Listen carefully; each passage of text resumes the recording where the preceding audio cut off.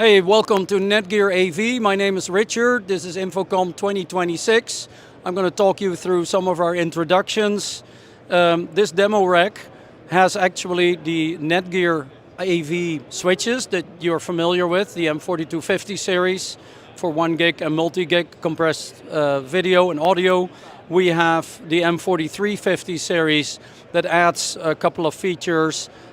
We have switches now that have full CSM4116 Grandmaster clock and boundary clock capabilities. And the top one over here is our new 16 times 100 gigabit switch. So you can do a lot of different things with it. You can put thousands of endpoints on it for a digital signage or a video distribution network. You can use it for broadcast application that does the 100 gig in and out, even if you do uncompressed 8K CSM4110. This is your switch for VR, AR, enterprise broadcast applications.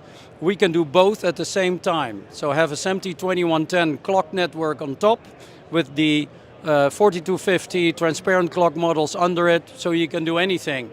So if you own a stadium, we are the switch manufacturer for you.